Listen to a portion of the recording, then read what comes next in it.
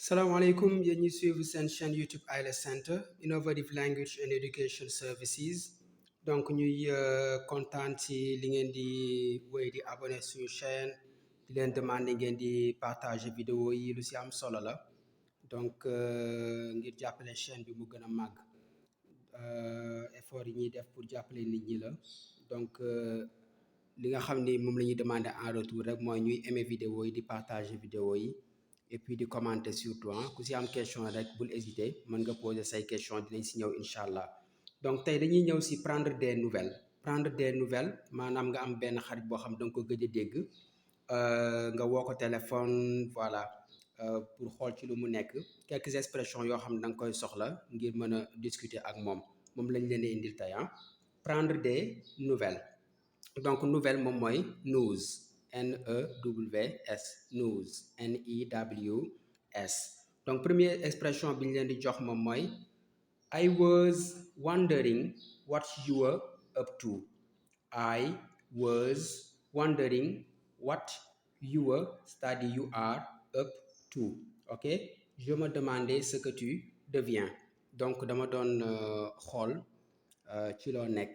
Ok, depuis ba ñu mujjee gisante ba léegi donc ngay questionné wu nga gëj a gis sa benn xarit ngay questionné wu waaw diw moom ci lu mu nekk ci lu mu nekkati xaaral sax ma woo ko téléphone après nga woo ko téléphone nga ni ko I was wondering what you were up to. Ok, je me demandais ce que tu deviens, lan nga nekk léegi. Ok, depuis ba ñu mujjee gisante ak léegi lan nga fi réaliser, lan nga nekk léegi. Voilà, bi ci topp I hope everything is going well for you. I hope everything is going well for you. J'espère que tout va bien pour toi. Ok, maa ngi yaakaar ni tout va bien pour toi, lépp a ngi dox, yaa ngi ci jàmm, voilà, amoo lu la metti, say mbir mu ngi dox, et cetera. Ok, mën nga ni ko I hope everything is going well for you. Donc maa ngi am yaakaar ni sa lépp yaa ngi ci jàmm, wala maa ngi yaakaar ni say mbir mu ngi dox. Voilà, I was wondering what you were up to. Donc je me demandais ce que tu deviens. Donc dama la doon woo bu fekkee da nga ko woo téléphone, dama la doon woo ngir xool ci loo nekk. Ok, I hope everything is going well for you. maa ngi am yaakaar ni sa mbir yëpp mu ngi dox. Everything, sa mbir yëpp mu ngi dox. Donc expression bi ci topp moom mooy I was just calling to check up on you.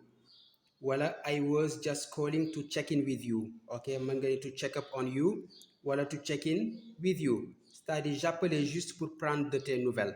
Ok, dama la doon woo juste pour xool ci loo nekk. Ok, I was just calling to check up on you, c'est-à-dire prendre des nouvelles de quelqu'un quoi, koo xam ni gëj nga ko dégg nga woo ko ngir nemmeeku ko nga ni ko I was just calling to check up on you.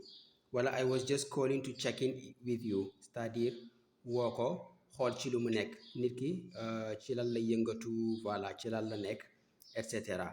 Voilà, donc ñu continuer ci expression yi ci topp ci prendre des nouvelles. Ok, boo amee sa benn kóllëre, sa benn xarit boo xam ni gëj nga ko dégg nga woo ko nga ni ko I haven't heard from you recently. I haven't heard from you recently, c'est-à-dire je n'ai pas eu de tes nouvelles récemment. moom mooy gëj naa la dégg fan yu mujj yi dégguma la. Ok, nga am sa benn mbokk mu tukki nga woo ko téléphone nga gëj ko dégg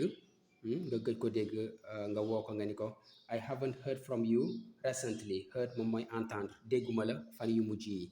Ok, je t'ai pas entendu, bien j'ai pas eu de tes nouvelles récemment.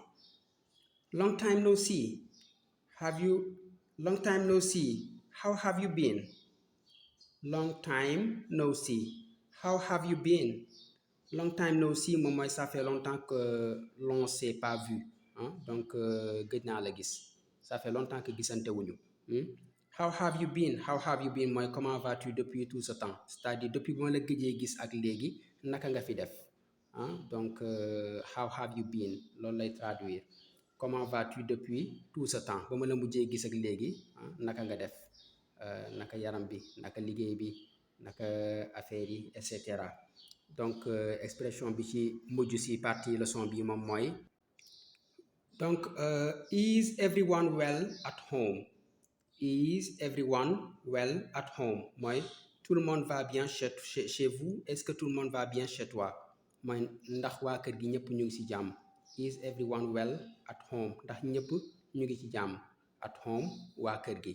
ok donc expression yi dañuy indoon tey ku ci am question rek mën nga ko bàyyi ci commentaire yi ngeen abonné wu partager vidéo yi prochainement incha allah ñu ñëw ci beneen leçon.